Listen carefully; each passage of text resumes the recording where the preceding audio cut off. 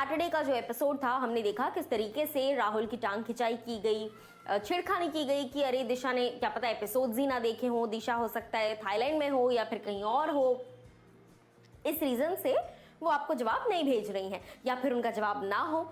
जहां पर राहुल ये कहते हैं सामने से सलमान को कि सर अगर आप बोलेंगे तो शायद जवाब जरूर आएगा, प्लीज जवाब भेज दीजिए, प्लीज जवाब दीजिए।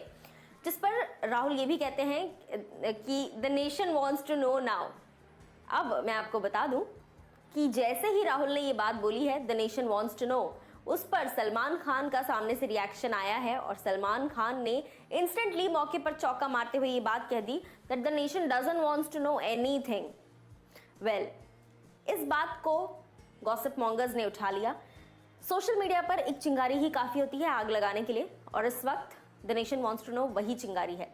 रिपब्लिक भारत सुशांत सिंह राजपूत के मुद्दे पर कितना सक्रिय है ये हम सभी देख रहे हैं, जान रहे हैं। किस तरह की हरकतें अर्नब गोस्वामी के साथ हो रही हैं वो भी देख रहे हैं, जान रहे हैं और विटनेस कर रहे हैं बकायदा।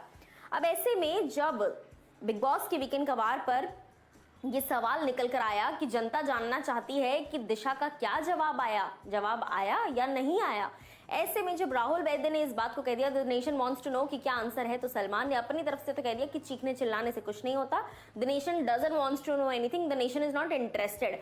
अब इनडायरेक्टली ही सही, लेकिन सलमान हर थोड़े थोड़े फेज में हर उस मुद्दे को टैकल कर रहे हैं, हर उस मुद्दे की बात निकाल रहे हैं वीकेंड का वार पर और जनता को एड्रेस करने की कोशिश कर रहे हैं।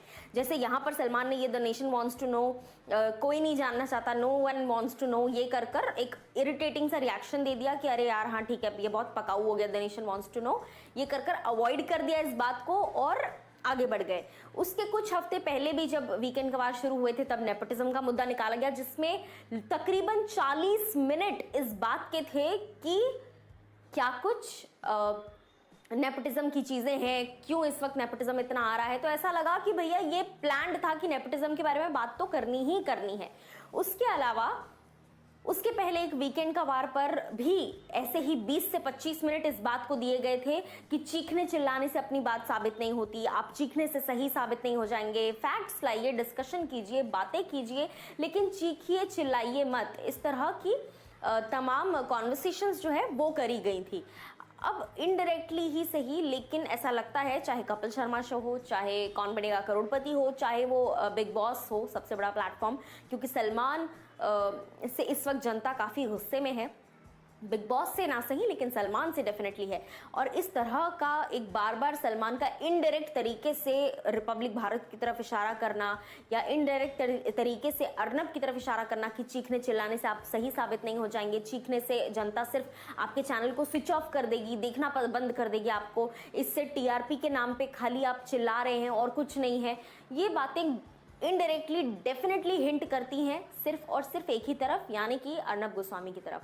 अब एक और बार जब सलमान ने ये कर दिया है तो भाई हर तरफ यही डिस्कशन चालू है कि क्यों सलमान इनडायरेक्टली हर बार अर्नब को टारगेट कर रहे हैं। क्या कुछ आपका कहना है इस पर? The nation really wants to know और नॉट? बताइए मुझे कमेंट सेक्शन में।